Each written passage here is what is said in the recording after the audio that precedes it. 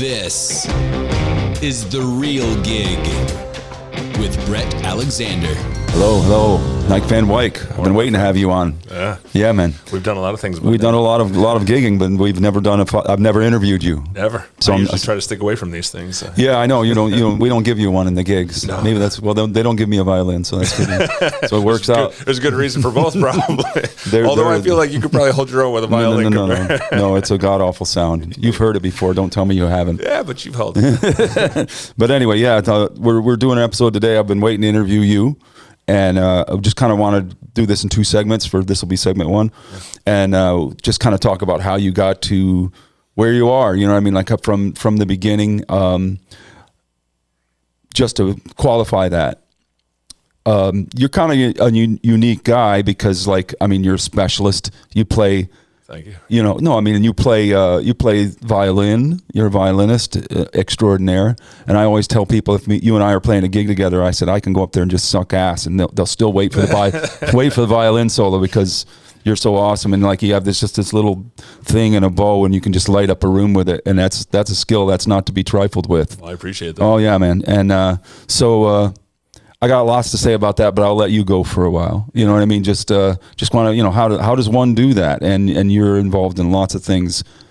Yeah, it's from that center. It's been a blessing in a lot of ways. That little violin has taken me all over the world, and it all started from being a 5-year-old kid who had a dream. And I remember the first day I brought home. I'll save you from the dream. I think I've told that story enough. Unless you. Well, no, hit me. All right, we'll start from there. So our listeners have not heard this story. So I was 5, and I had this dream that somebody in the dream, I remember vividly the environment around me. It was at the house that we grew up in Cornwall, New York, and a woman came over, and it was my birthday in the dream. Opened up the violin case, took the violin out of the case with friends around, put it up on my shoulder, took the bow, put it across the strings. And the harder I pulled the bow across the strings, it made no sound at all. So I was struggling. It was like somebody hit mute on a remote control. So woke up in the middle of the night, ran into mom and dad's room, said I wanted to play a violin, wouldn't let them go back to sleep until they promised I could.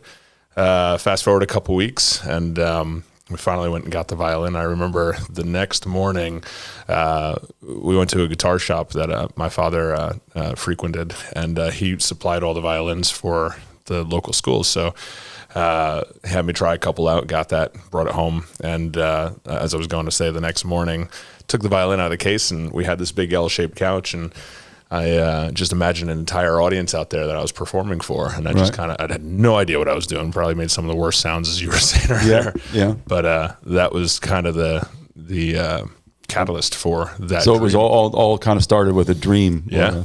So 5 years old. It took a little while to find somebody who would to give lessons to a 5-year-old at that point. But fast forward, through all the training and the practicing at that point, moved to Bethlehem, Pennsylvania, found another classical violinist. I think I'm getting ahead of myself, but I worked with youth orchestra, professional youth orchestra in New York as well. Mr. Prisgintis, yes, or Mr. P for short. Mr. P, easier to say, yeah.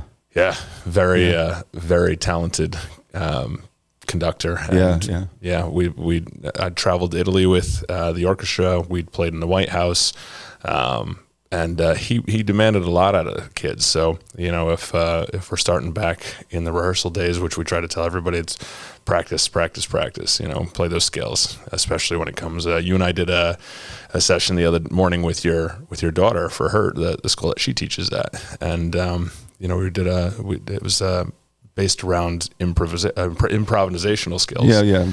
And we all hate it. We all hate being told to practice those scales, but right. Scales are what? Yeah, just to put in the hours in, 10,000 hours. Yep. Familiar. To get yourself going. Yeah. That's awesome. My musical journey kind of started. I was going to tell you this because it was like you mentioned, dreaming of a violin and then starting to play violin, and that became your life at 5. Yeah. When I was 5, my parents bought a new house. It wasn't a new house. It was an old house. It was a family friend's house, and I moved when I was 5. Still in town, but I moved, and they went up. They sent me upstairs to pick my bedroom out, right? And I went upstairs, and hanging on the wall in one of the bedrooms because the other family hadn't really moved out yet. So hanging on the wall in one of the bedrooms was a violin. And I'm 5 and I'm thinking, well, if I pick this room, I get to keep that. Keep the violin, yeah. You know what I mean? so you know, I get to keep that, and then you know, I picked a room, and it was the smallest room, and it was the shittiest room in the because it was like, you know, one of those rooms where the you know, like the walls. Yeah, you know, side, overhang you know, from the roof, you know, and it was tiny, and I picked that because I thought the violin would be there. Then we moved in, the violin was gone. It was gone. It was gone, and years later, I was in my 40s. I knew you at the time, yeah. And my parents, I guess, you know, for family member, friend of, you know, they still had it, and they gave it to my parents, and my parents gave it to me. And then it's hanging on the wall in the studio. Right? Yeah, now it's in the studio, and I do want to do a whole song with that because we got it. You have played it a little bit on recordings, but I do have that original violin. But I never learned how to play it. Yeah, you know, I never learned how to play it. So I think, you know, you were brought to me to put this thing on a record. You know what I mean? We're gonna make it happen. We almost did it one day. That's another story. Yeah, that's another story. But you know, I ended up becoming a guitar player, not a violinist. So mine wasn't quite as romantic as yours.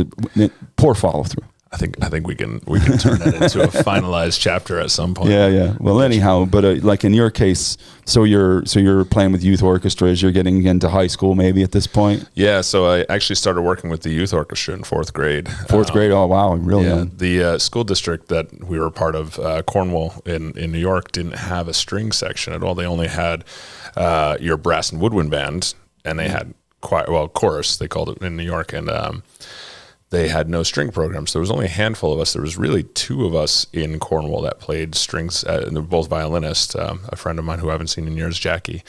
And we were looking for an outlet to be able to work with an orchestra. I remember I was telling your daughter this the other day. The band director at the time in the elementary school, my father suggested I go and try to join jazz band since there was no string section. So he was like, why don't you go try to play jazz violin?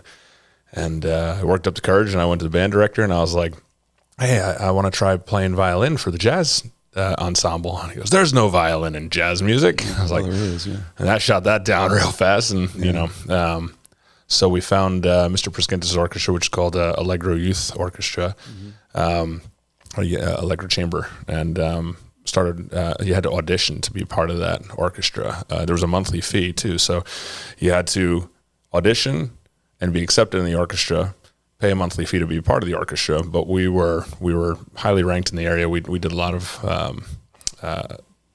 charity events. We were getting lost on my track of mind here, but we were what's the word I'm looking for? It was a sought after youth orchestra. We'll put it that way. And it took a lot of skill, a lot of work to be part of the orchestra. And he demanded a lot out of us. So we had to do like a taped audition monthly to stay in the orchestra and to determine what your chair was in the orchestra.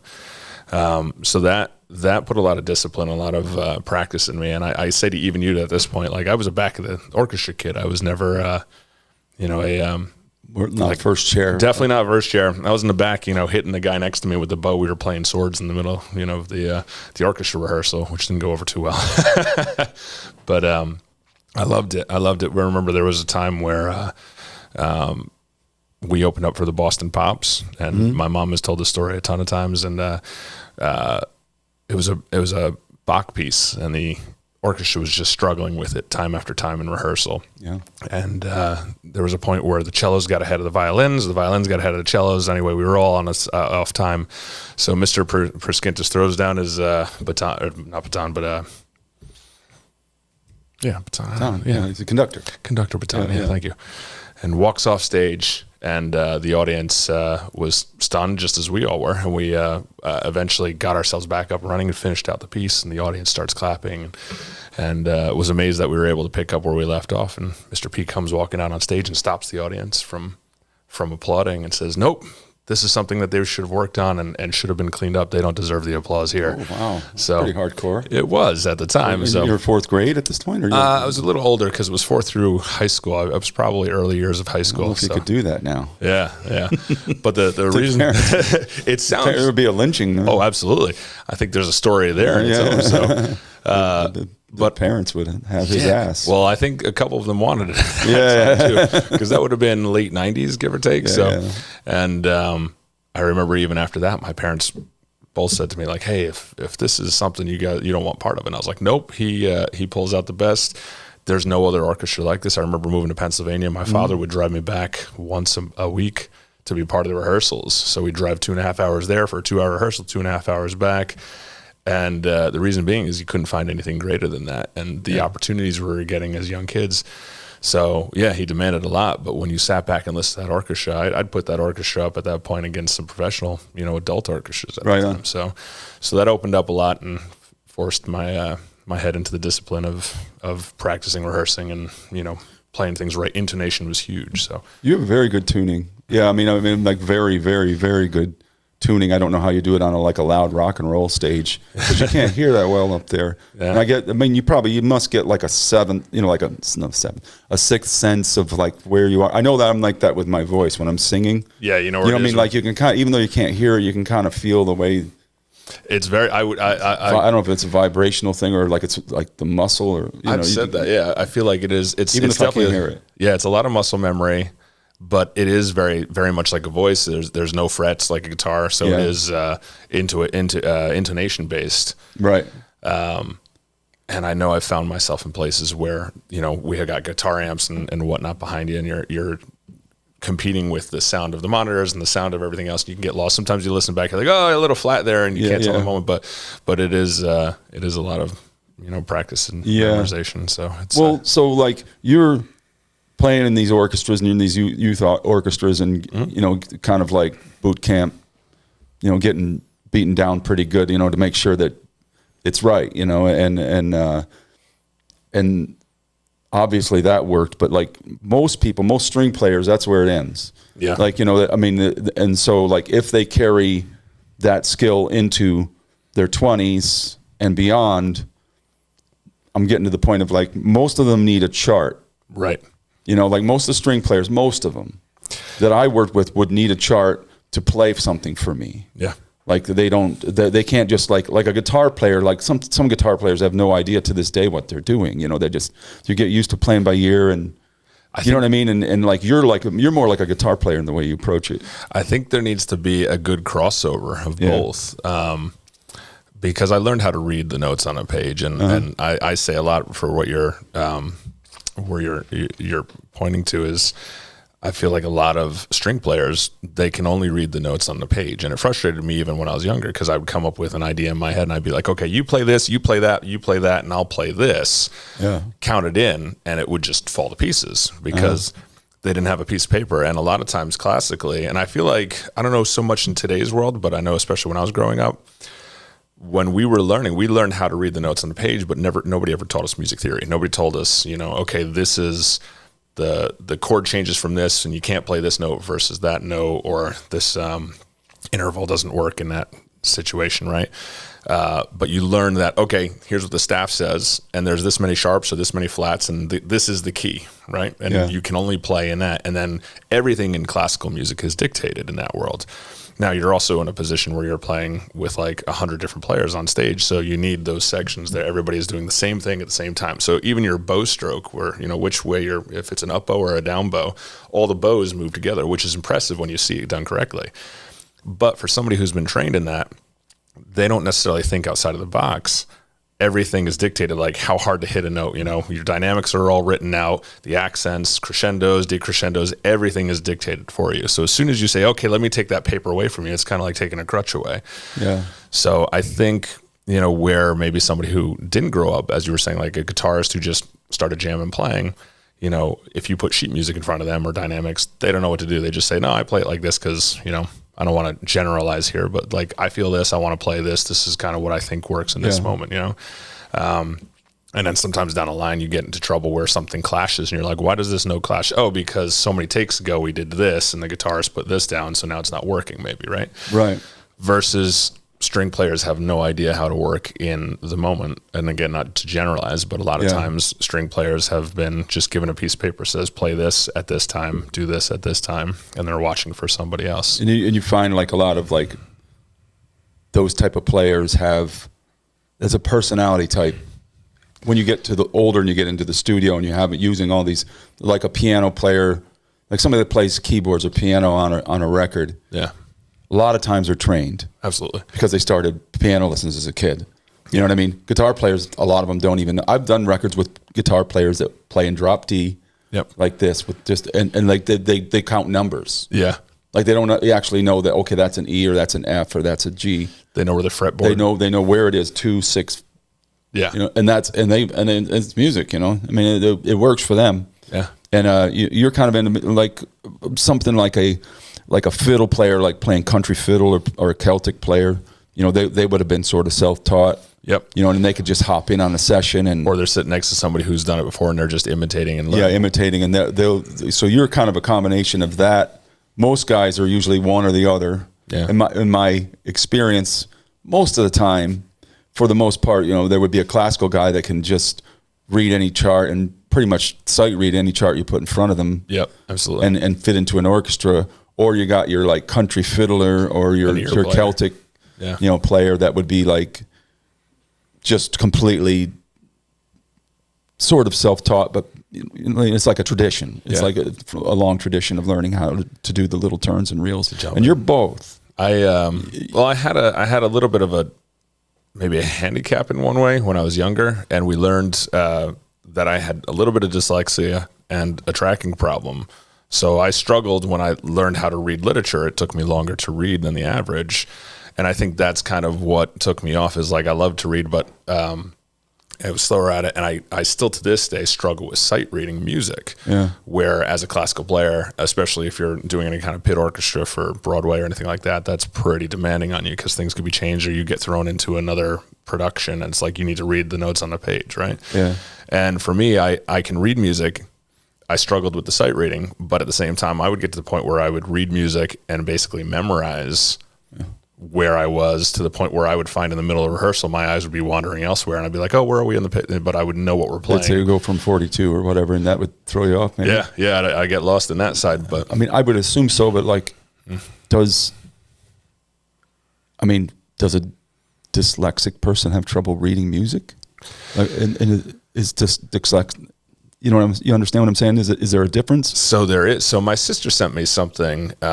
There was this guy on I think Instagram, one of the social medias, that explained how people with dyslexia think, and it blew my mind when I thought about it, because the average dyslexic person imagines things in a 3D atmosphere. Sure. So that way, like if you took me out of this room and I brought up this coffee mug, my mind could generate it in a 3D object in my mind as I go. And that's how I typically think, right? So the reason that that's important is with literature, we get our, sometimes your B's, lowercase b's and d's mixed up because you're thinking of it in a 3D object. So you're looking at it from all directions, right? Right. So the same thing with a musical note. Yeah, it looks like a D or a B. Exactly, yeah. Or a flat or a sharp. Yeah, or even if you're thinking of it as a whole note versus a quarter note versus an eighth note. So that's where it messes with you, because then sometimes you're also switching notes into different positions.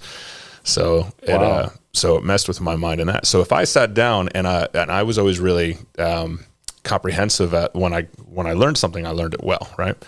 But also if you play me the music that I'm reading, I can follow along perfectly. Same as if like somebody's reading, or if I'm listening to an audiobook and reading the book at the same time, no issue, right?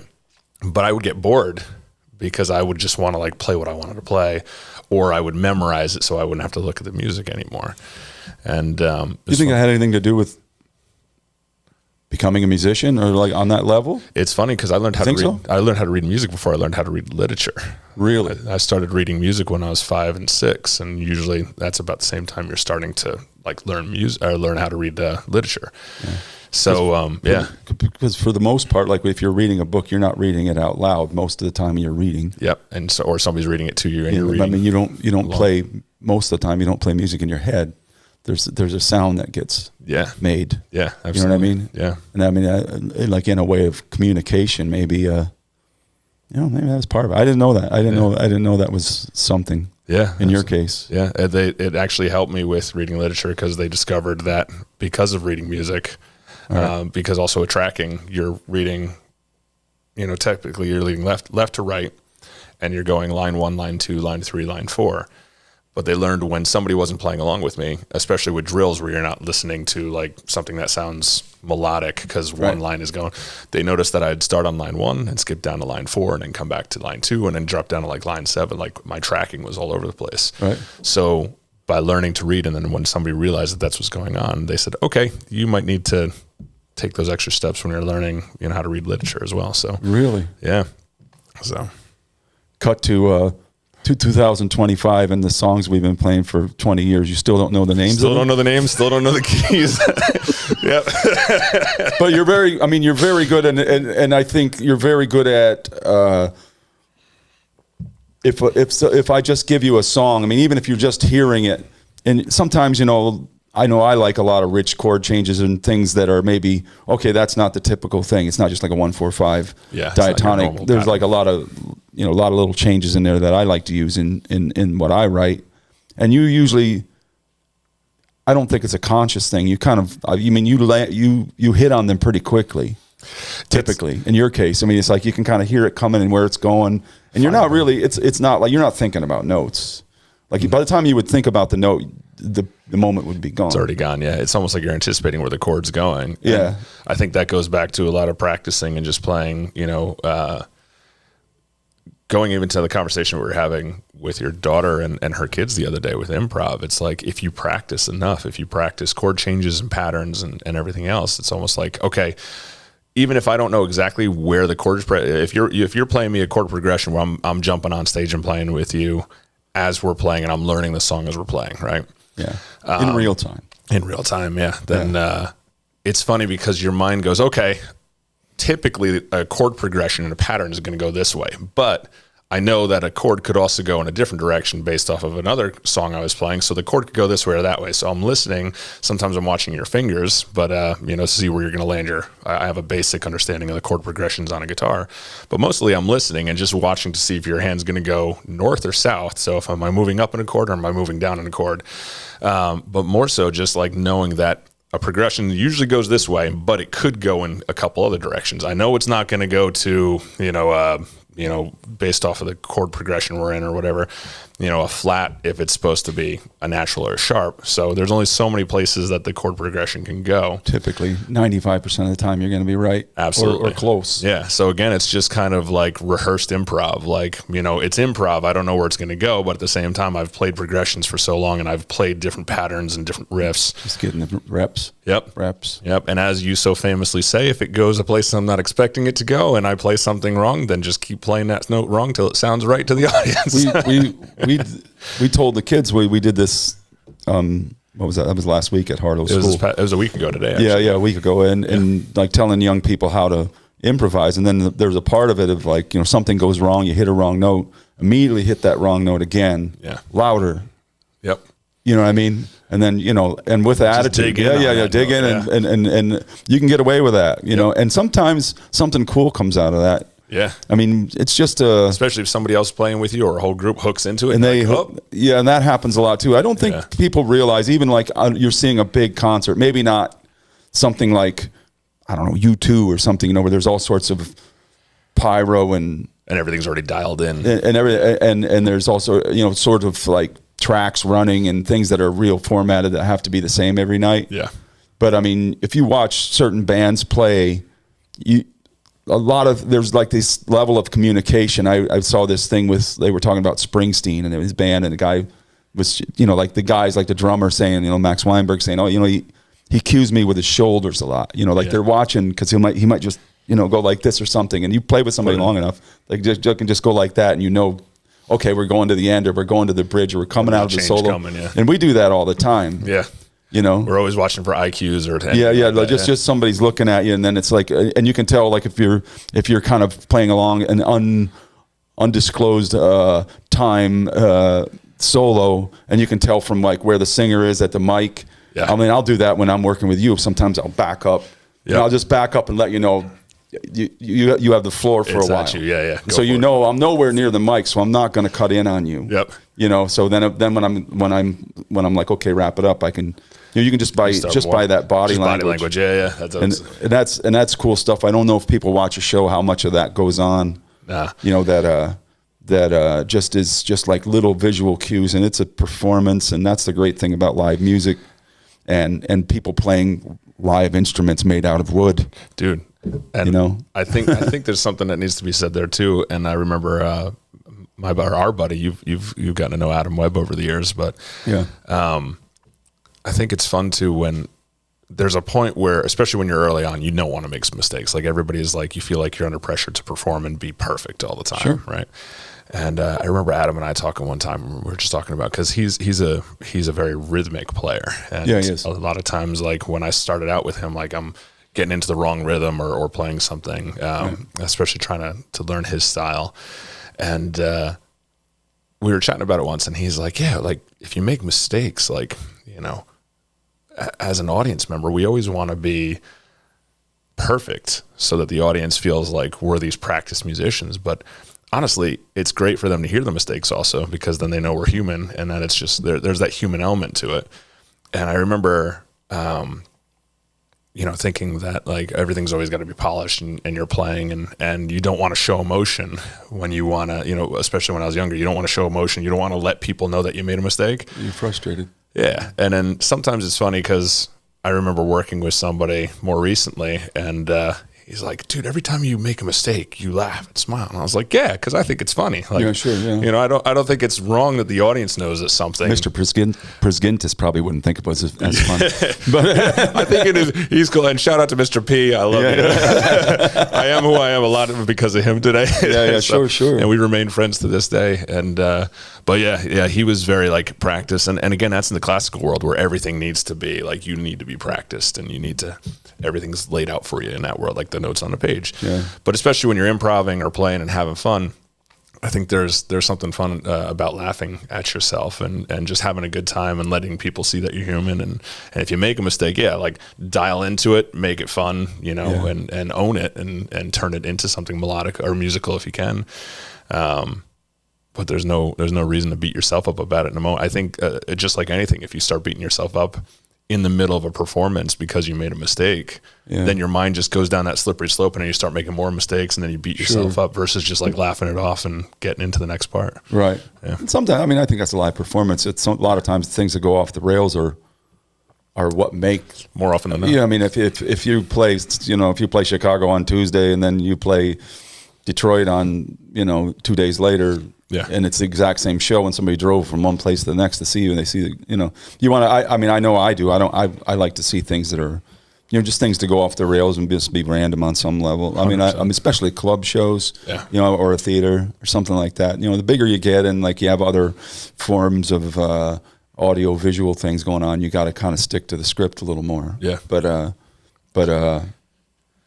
you know, anyway, you know, that's something that I enjoy. I enjoy the looseness of a bar show, or a club show. Well, and even going back to some of those bigger performances, like I see a lot of these. I see it more so in like these horn funk bands, like really like rock funk stuff, and some of them are playing with click tracks, but you have.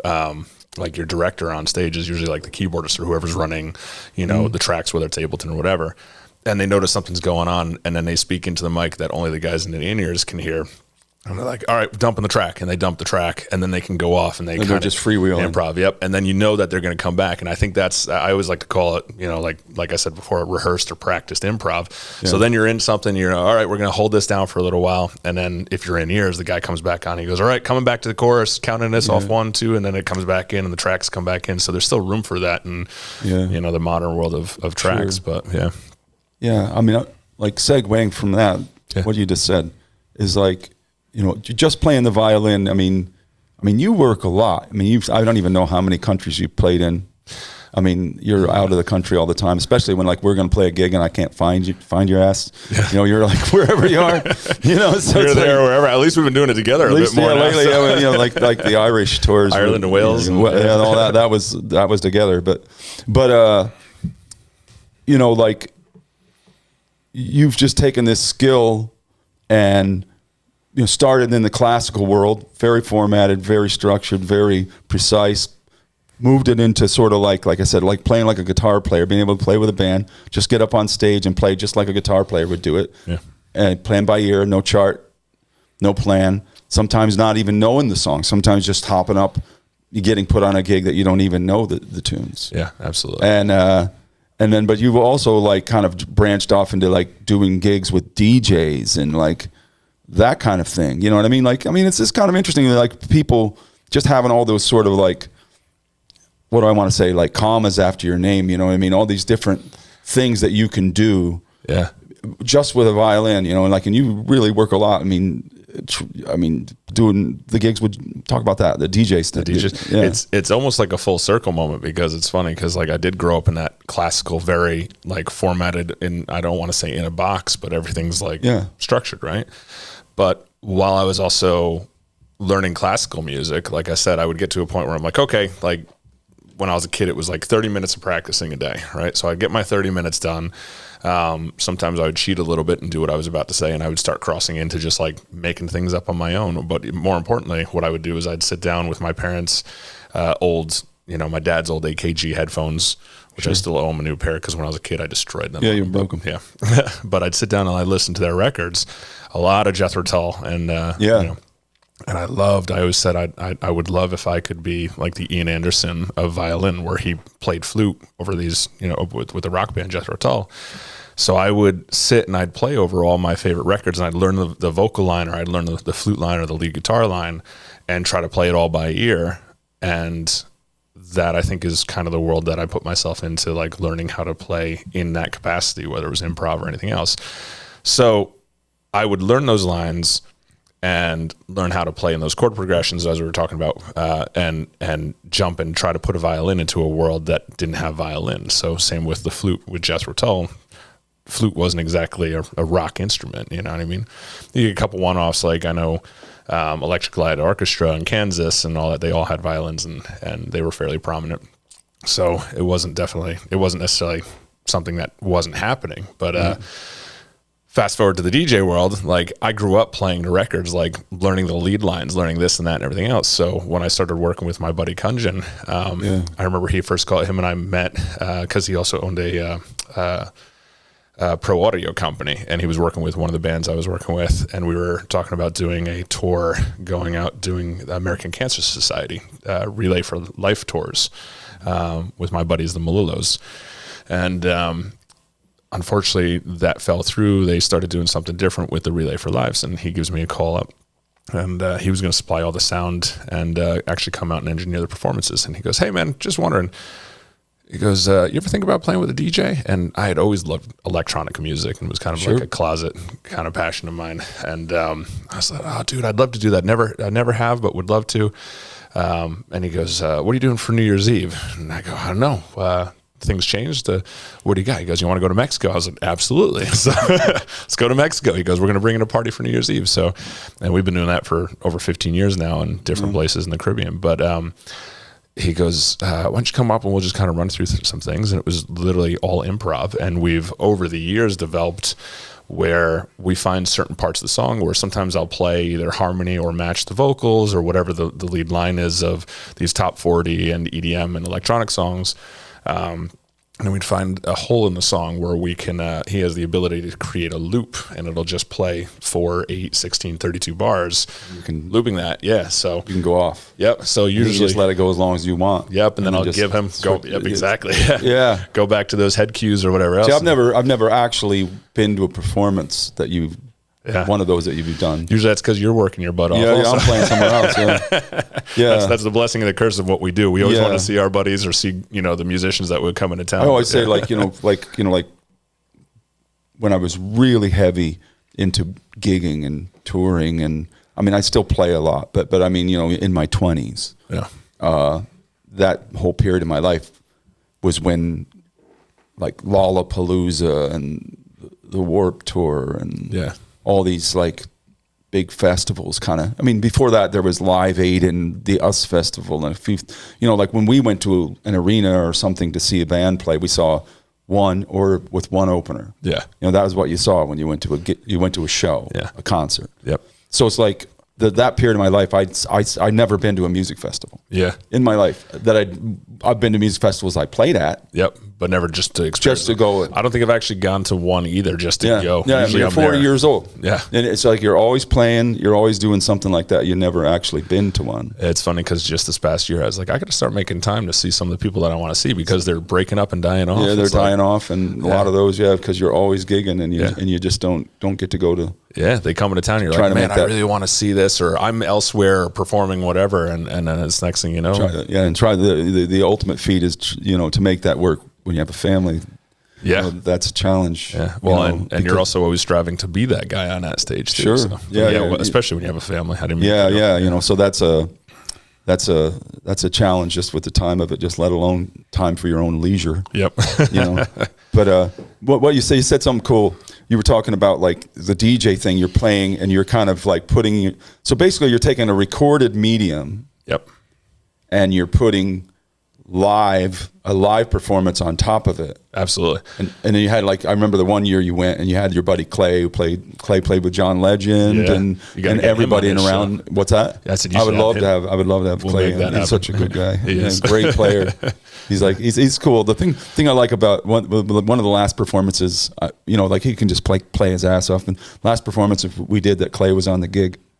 And it was like, you started, go ahead. He's like, nah, I'm good. He's like, I've played enough solos. It's like, go ahead, keep it moving. Yeah, he's such a beast, and he's one of the most humble. Yeah, he's a really humble guy. Yeah, I like him a lot. I'll bring him down. Or no, we'll get him hooked up with you. But back to what I was saying is when you're doing it by, you're doing the DJ thing solo or with another player or something like that. You're superimposing a live element on top of a recorded element. Yeah. And there's the performance of, just the DJ part of it, kind of segueing, moving from piece to piece and all that. All that's a performance in of itself. 100%. But pre-recorded music, and like it makes me think of I read this article once about Brian Eno, and he was talking about he would make a record, he'd make the whole album. Yeah. And he would take the whole album and put it up. I don't know if this was when things were still on tape or what, but then he would put the whole thing, and then he would take something he would create all these percussion trees and just different things that could be recorded, and he would have the percussionist or solo instrumentalist play over top the entire record. Yeah. You know what I'm saying? Over top the entire record live. So in a sense, there are parts of the album that were live, all the way through, because a record is not that way. I mean, you're doing a song this day, you're doing a song this day, and then you kind of have to tie it all together through mixing and technology and overdubs and listening to it 1,000 times. But after that was all done, he would line it up front to back and then superimpose live elements on top of it and then make that the record. The record, on top. You know what I mean? Yeah, that's super cool. So there's something like that combining the recorded side with a live element. With a live element like that is super cool. Yeah. And you're really busy doing all that kind of stuff, We've been blessed in that world too. It's, the last 15 years of doing that, and I didn't think, of coming off of a conversation of you ever think about playing with a DJ? And that's how a lot of that starts. You were asking how things, get rocking. Well, in your case, before we end this segment, what I mean? It's in your case, for me, somebody like you or Jeremy or AJ or Aaron, guys that do sessions that I do sessions with. The thing that I they all have this certain element to them. They're all amazing players. Yeah. They got a big vocabulary as far as I can say. Well, I want this to be kind of jam bandy, but then in the middle I want to have more of a classical feel, or maybe towards the end there when it breaks down, I want it to be more of a singer-songwriter thing. Yeah. Or Celtic or whatever, all in one song or whatever the case may be, and they'll all know what that means. You know what I mean? Jeremy and AJ, both being drummers, can play. Could play a Foo Fighters track, could play a Miles Davis track, could play a could play a I don't know, on a Bob Dylan album or something. They have the vocabulary to do that. So they're first of all great players. All you guys. Well, I was going to say, first off, thank you for putting me in that category, because I respect all of it. I absolutely. I know we all respect you greatly, too. So. I'm good at telling people what to do. Well, we'll take the direction, too, because you know what you're talking about. Yeah, but great players, can play to a song and have the vocabulary to put in what's appropriate, because a lot of guys can't do that. Yeah. A lot of guys can't do that. They just have this really strong opinions, and they don't love all this wide swath of music that they can fit into all those situations I mentioned. You know, and you guys are all really good at that. Next thing would be they all play to the song.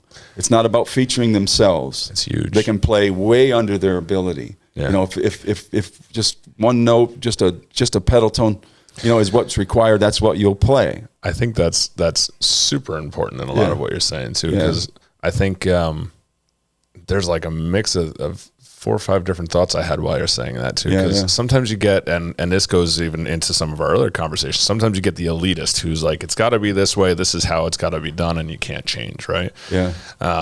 And then you have somebody who overplays. Yeah. And they're playing all over everything, and they just want to show off, and they're not like, you know, paying any attention to what the song needs to breathe. And even when you're going into like the DJ world, what we were just talking about, I've seen so many, and I surely didn't pioneer that as a live musician with a DJ, but I see all too often, whether it's another violinist or anything, they overplay the entire song, and they're not giving the song, even though it's recorded, you know, they're not getting, people know the song, they're not giving the song enough time to breathe, to let the vocals or the melodies come through.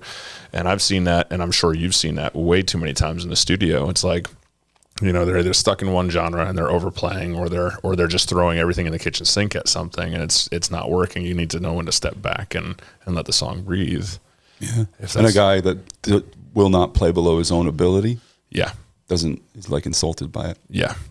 And then sometimes you get the guys who, you know, can pull something off, and they just don't have the confidence, or they're just not putting anything. They get shy once they're around a microphone, and that sure just I should say that more or less comes out by doing it more often. I see that within bands, actually. Like sometimes, like you'll have like the little bass player over here, and he'll be the best songwriter in the band, but a couple of the guitar players maybe are better players or know more about music, or have an A personality, and he doesn't. Yep. And you'll look over there, and he'll play one of his songs, and you're like, "That's your songwriter right there. Yeah, this is the guy that should be writing all your songs." Yeah. And then too many times, and then he just gets he just kind of gets shoved aside. Yeah. For all of that, but playing to the song is to me is a mark of a pro, and it's a different. I mean, there's great players. We could walk out the door here and walk 2 miles in either direction and find probably a half dozen great players. Yeah. You know, it's important to be a great musician, but you got to know how to, you know, have a wide swath that you can contribute to, that you understand. Play to the song. Yeah. You know, and that's the hardest part. If you're a player, especially in the studio and live, because you're hopping on these gigs that you don't, you know what I mean? If you were out there playing all over everything, nobody would be calling you. Yeah. They wouldn't keep calling you. Yeah. You take your features when they come. Yep, when they come. Yeah, that doesn't mean you can't like own the spotlight when it's your time. Yeah. But you can't try to be the guy who owns the spotlight the entire time either. Yeah. I'll end up, the last element I'll mention for somebody like the people I mentioned and you, I'll end this segment with this. And it's like, you got to be a great hang. Yes. You know what I mean? 100%. You got to live with these people. You know, like if you're out, you're traveling, you're tired, you're eating bad food, you're playing, some gigs suck. Yeah. You know, and you got to be a great hang, and nobody wants to play with anybody, no matter how good they are. There's too many other people that can do the gig. Yeah, you'd much rather have somebody who can chill and relax and have a good personality, good attitude, versus the guy who plays everything perfectly and is like the showboat, you know? Yeah, and or just an ass, you know? Yeah.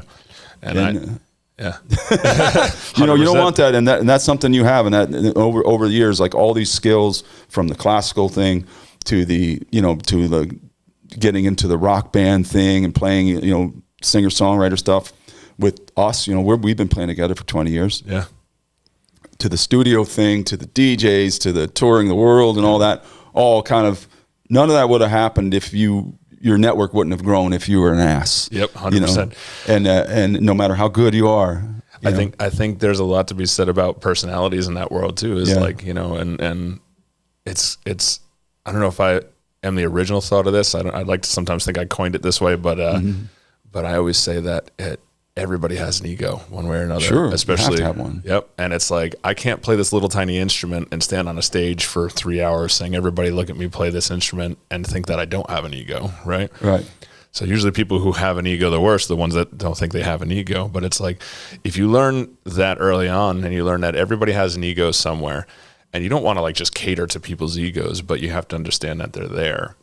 Sure. And it's like, there's going to be times where somebody's ego is hurt or somebody's ego is like on fire because you're ripping, and how to shift that spotlight correctly for people, whether it's yourself or whether it's to somebody else.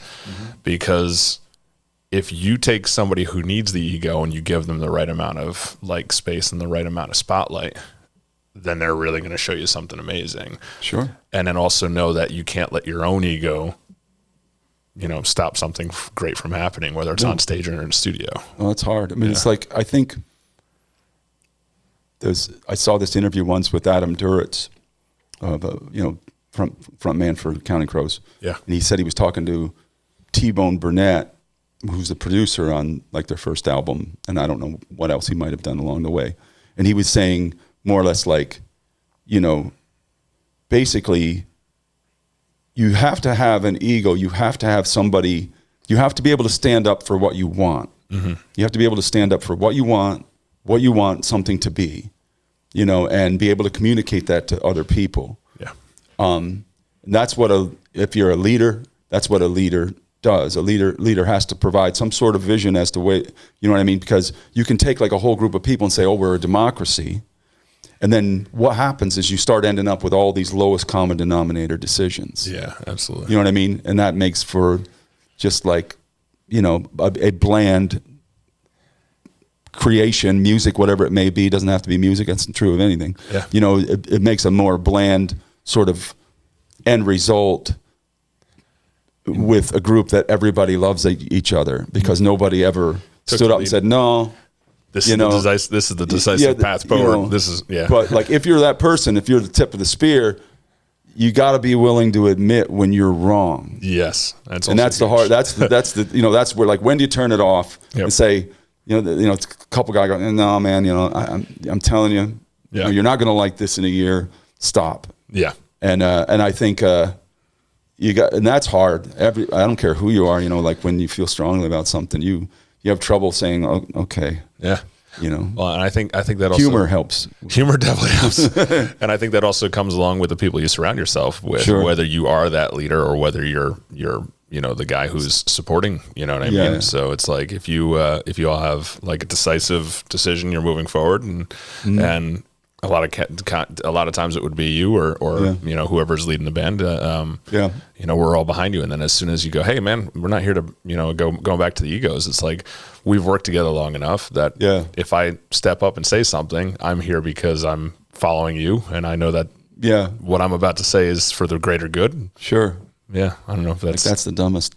Thing ever. I don't think I've ever said that to you personally. You haven't, no. But we go, hey, what if we did this? What if we did that? Or whatever else. Sure, and then it's like, as long as that end goal is still just like anything else, whether it's sports or whether or it's business, it's like, okay, here's what you're trying to accomplish, but we have our direct path, but there's other ways of getting. Sure. I might be going off topic here, but I feel like if you surround yourself with the right group of guys, the right team, you have somebody who's out, like you said, the tip of the spear, who's got that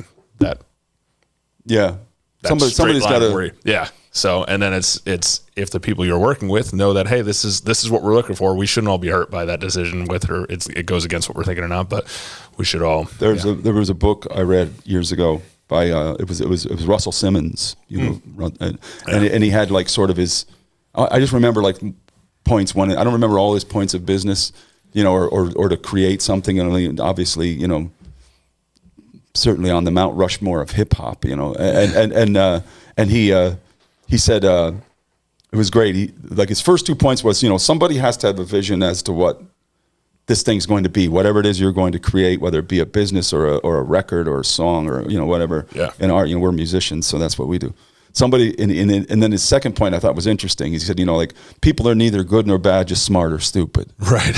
What I mean? Like, it's basically like, somebody's just, kind of getting in the way of things. They just don't understand it. It's not, they're not they're not an evil person necessarily. Yeah, they just don't get it. They don't get it. Yep. And they'll have to get it at some point. Yeah. Hopefully. And if they don't get it, then that's the end of them, and then you're not in a classical group and playing all over the world, and then you're either going to adapt from there, or you're going to be gone. That's it. You're at home still playing with those records by yourself. Yeah, seriously. So I'm gonna end this segment now, and we'll do one more here before. Solid. All right, buddy. Yeah. Thank you. No, thank you. Love you too, my friend. Thanks. This podcast was produced by Stone State Entertainment.